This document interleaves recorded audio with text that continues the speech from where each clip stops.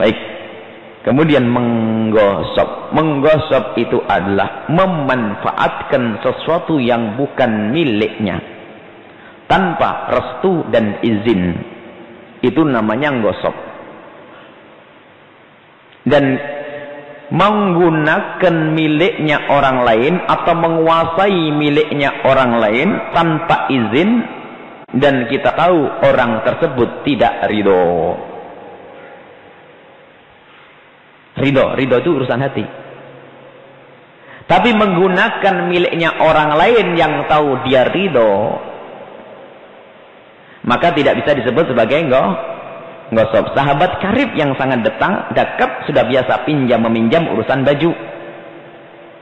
Ya. Baju, maka tidak namanya nggosok.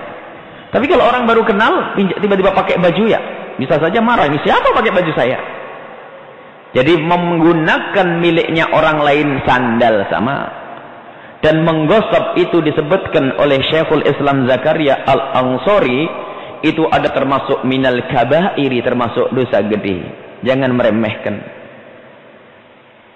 Tidak bisa jadi kiai kalau kerjaannya pakai sandal temannya itu. Susah jadi kiai yang manfaatnya. Makanya kami himbau santri itu jangan ngentengin urusan sandal. Gosok sandal temannya. Apalagi gosok sandal. Kadang-kadang pondok itu sudah biasa. Ulima ridho, pakai kalimat ulima ridho. Dia pasti rela. Bukan rela karena Anda sudah capek ketemu teman-teman yang suka pakai sandal. Enggak rela bener. Bagaimana akan rela dia nggak pakai sandal hilang? Ya, jangan sampai kita biasa itu. Apalagi gosok yang namanya tanah. Ketahuilah, sholat di atas tanah gosok tidak diterima oleh Allah. Dan itu dosa. Sehingga kalau orang sudah tinggal di tempat yang menggosok, susah jadi orang baik. Karena ibadahnya pun tidak menjadikan dia baik. Dia semakin hari semakin itu tadi, madam. Cercaan dan celaan akan terus datang bertambah-tambah karena dia menggunakan hak sesuatu yang bukan miliknya. Menggosok, dosa terus. Kasihan, kita doakan orang-orang semacam itu. Biasanya ada pendatang itu kadang-kadang pakai tanahnya orang seenaknya sendiri. Subhanallah. Biasanya punya ciri khas, sholatnya susah. Ngaji sama tetangga tidak baik, itu umum. Karena apa? Memang bukan sebetulnya dia itu dari asal jahat. Karena apa?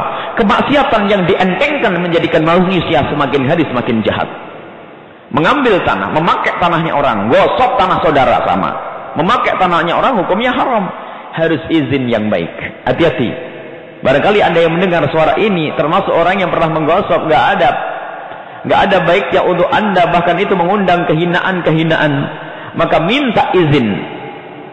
Dan yang ditanyakan adalah bagaimana kalau kita menyaksikan ada tetangga yang menggosok itu? Anda lihat diri Anda. Kalau Anda mampu mengingatkan dengan lidah, maka Anda punya kewajiban mengingatkan dengan lidah Anda. Atau dengan tangan Anda kalau bisa. Kalau tidak bisa, minta kepada Allah Subhanahu wa taala agar memberikan kesadaran kepada orang tersebut. Doakan, itu namanya bentuk ingkar dengan hatinya. Jangan cuek begitu saja, harus kita pikirkan. Banyak kejadian-kejadian masalah menggosok itu. Mungkin di daerah kota ini tidak begitu tampak. Ada pengungsi dari mana masuk satu kampung, bikin rumah di situ ini semuanya. Sudah ditolong, kadang-kadang masih nyuri pisang yang betul ini. Kadang-kadang ditolong.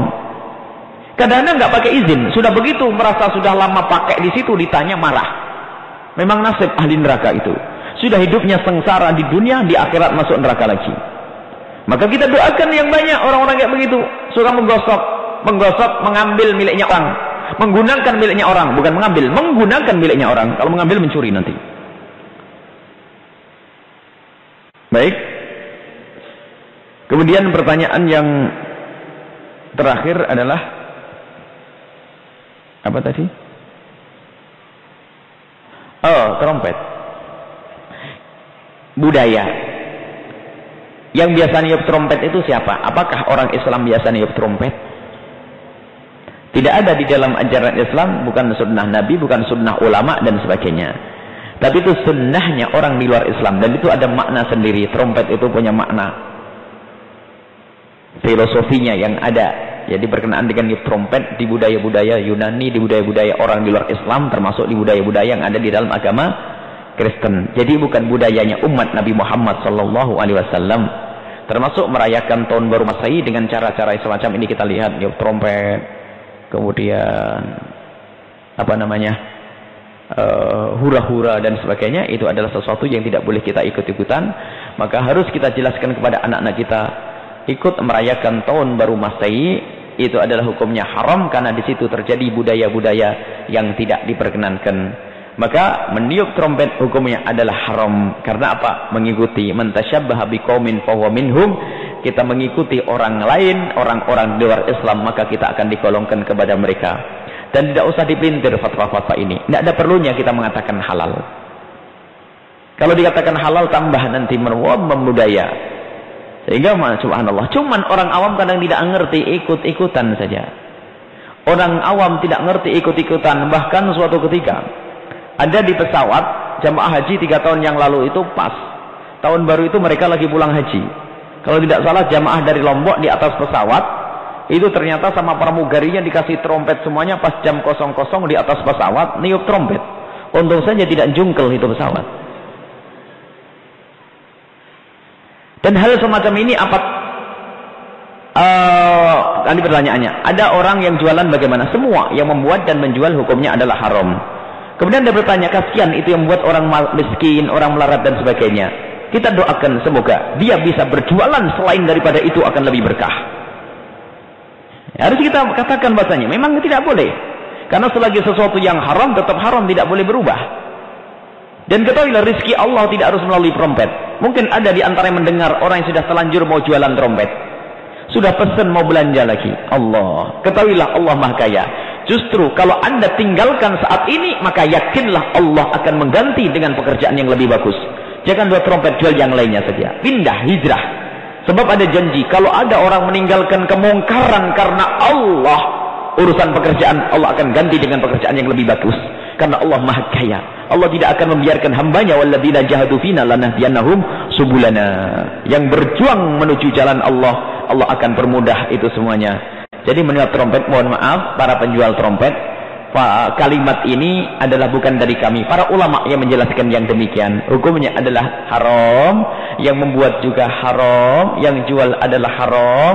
Lalu bagaimana Anda yang sudah telanjur jualan trompet, didoakan dari majelis ini, insya Allah setelah ini Anda akan berhenti dari jualan trompet, Anda akan cukup dan Anda akan dicukupi rizki tanpa harus dengan jualan trompet. Rizki Allah bisa diambil dari mana-mana dengan cara bermacam-macam, tidak harus dengan melalui trompet. Yang kasihan adalah tidak insaf. Ketahuilah permasalahan orang itu adalah tidak insaf. Jika Anda melakukan satu kesalahan, kalaupun Anda masih melakukan kesalahan tersebut agar ditolong oleh Allah, sadari bahwasanya itu kesalahan. Sambil minta ampun, ya Allah, mohon ampun, saya jualan trompet ya Allah. Insaf itu akan ditolong oleh Allah. Tapi kalau mengatakan, ya Allah, haramkan lagi, ketahuilah Allah tidak bakal menolong Anda karena Anda telah merendahkan syariat Allah. Anda ngadu, ya Allah, aku sudah terlanjur belanja nih ya Allah, ampuni aku ya Allah, maka Allah akan mengampuni. Jangan sombong kepada syariat Allah, sebab yang sombong kepada syariat Allah akan direndahkan oleh Allah Subhanahu wa ta'ala.